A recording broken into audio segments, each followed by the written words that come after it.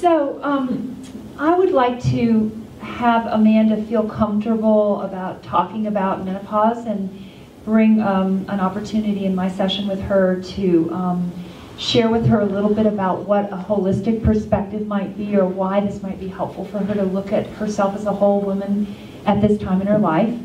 And I want to introduce her to Christiane Northrup's book, The Wisdom of Menopause, which is an amazing collection of articles and information about many, many different aspects of women, psychologically to medically to spiritually to everything that we've talked about here today.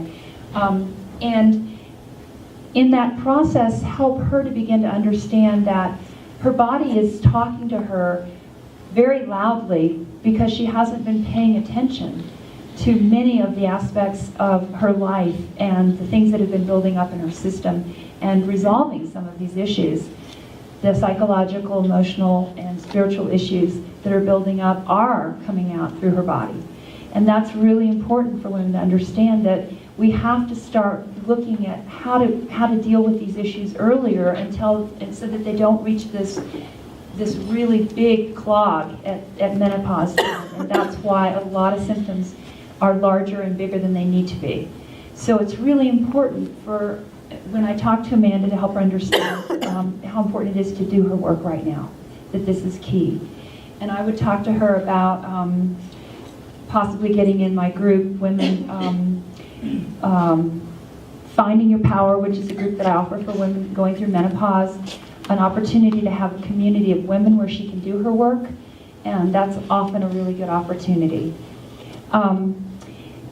I also begin to talk to Amanda a little bit about her relationship with her kids and her concern about what to do with my kids.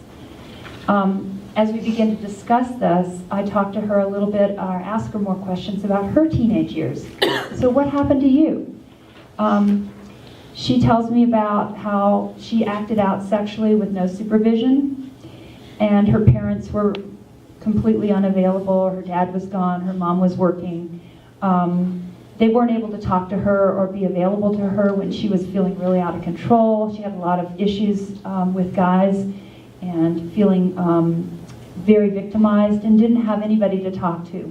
And it wasn't an environment in her home where she could really even come to her mom and talk to her about some of those things. So she was on her own. And as she talked to me more about that, she was able to let some of those feelings out and talk about how she felt abandoned by her dad and he wasn't available, and the lack of the feelings that he just didn't care for her anymore. So we began to work on expressing and feeling some of those times that happened in her life and working through the emotions that she had built up and shoved out or shoved down as a result of that time. Then she was ready to really think about and talk about the fact that, and I actually talked to her about the fact that she really isn't able to be an adult with her kids right now because she has all these unresolved issues that are blocking her ability to be an adult with her parent, with her kids. So that was a real breakthrough for her.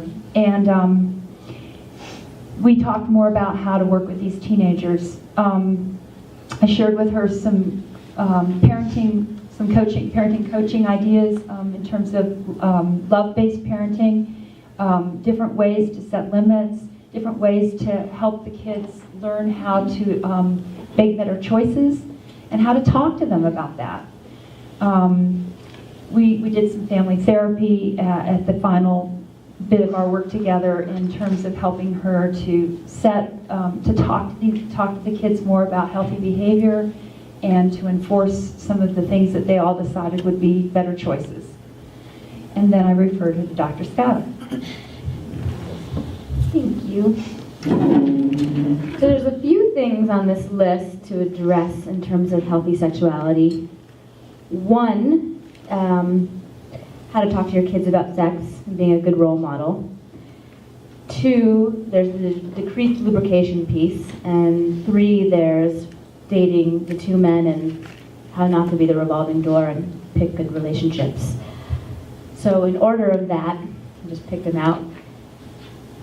We'll talk about how to talk to your kids about sex, and I'd like to start with, if our parents didn't talk to us about sex, how do we know how to talk to our kids when we become parents?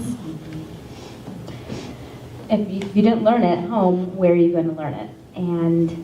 And so we bring into our homes as parents this fear around talking to our kids about sex and what that would look like and when to do it and what to say, and if we say something, what will happen. And so a lot of this is deconstructing those fears. What will happen if you say something? What will you say? What will happen? And sort of playing out the different scenarios and really seeing if those fears are rational or irrational. And I do like to validate people's fears with evidence-based research and say that the more parents talk to their kids about sex, the research shows that it delays the onset of sexual activity. The myth is, if we don't say anything, then they won't do anything, and then we'll be okay. And that's a myth, because kids are curious. And if they don't get it from you, they'll get it somewhere else. So if you'd rather them get it from the internet or somewhere else, fine, but I prefer parents to be that safe place and that place where they disseminate that information. And again, the more the parents can do that, the research shows, the more the delayed onset. So when parents can hear that, and that's what the research is proving, it really alleviates a lot of those fears around talking to their kids about sex.